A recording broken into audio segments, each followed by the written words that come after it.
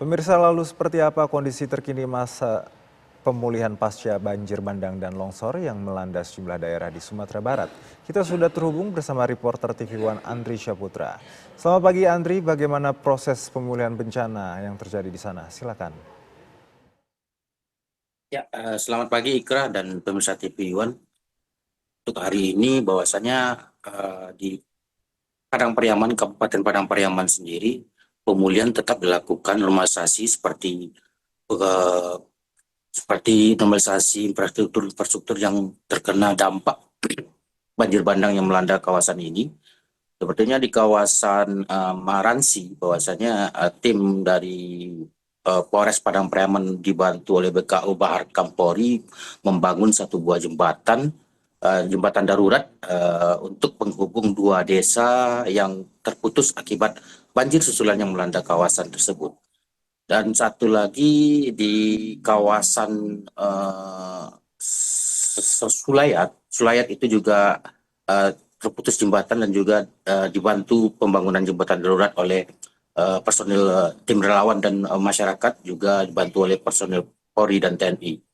Sedangkan untuk hari ini itu aktivitas belajar mengajar sudah dimulai kembali, bahwasannya di SDN 05 Batang Anai itu murid-murid akan belajar nanti di kelas darurat yang telah siap dibikin oleh masyarakat, bergoro bersama tim relawan untuk membangun kelas darurat, dan sekarang bisa digunakan oleh murid-murid yang uh, berada di sekolah tersebut, karena sebelumnya banjir bandang melanda sekolah mereka yang mengakibatkan sekolah mereka hancur total akibat banjir bandang tersebut. Begitu, Kira. Ya, Andri, bisa diceritakan tadi Anda menyampaikan bahwa saat ini murid-murid sudah dapat kembali bersekolah. Ini apakah artinya masyarakat ini sudah kembali ke rumahnya masing-masing dan kira-kira apa yang paling dibutuhkan oleh masyarakat di sana saat ini, Andri?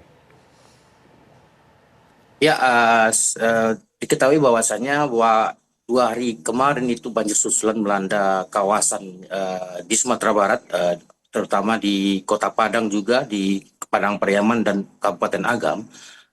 Tetap dia untuk sampai saat sekarang ini normalisasi tetap dilakukan, bahwasanya uh, karena banjir susulan yang melanda kawasan seperti Kota Padang, Padang Pariaman, juga mengakibatkan kerusakan infrastruktur.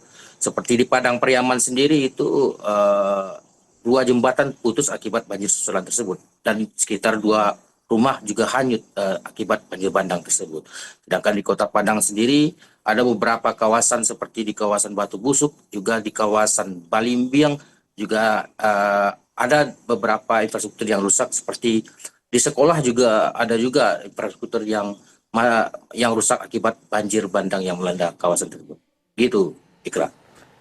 Ya, Andri, bisa Anda sampaikan bagaimana ketersediaan logistik bagi para korban bencana di sana?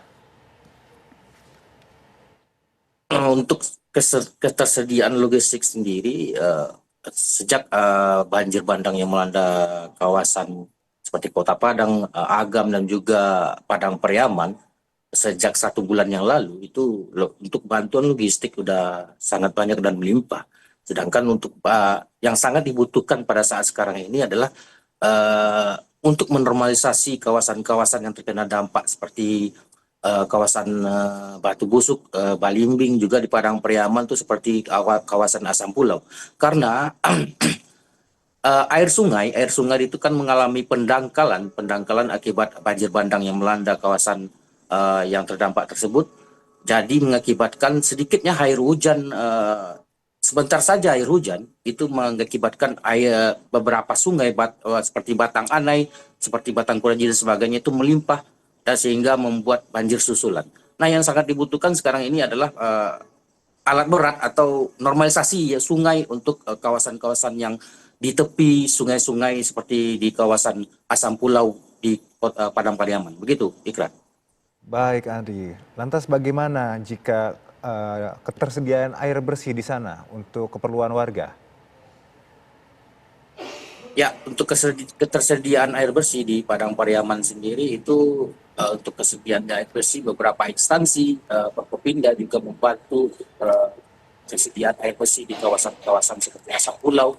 di Kecamatan Lubuk Alung, di Kecamatan Batangan. Eh, Personil instansi-instansi seperti polisi juga menstandbykan beberapa mobil memang khusus untuk membawa air bersih ke kawasan-kawasan yang terdampak, bahkan juga yang kawasan-kawasan yang tidak sama sekali tidak ada air bersih atau air air perusahaan air minum mereka itu terputus saluran air bersihnya gitu.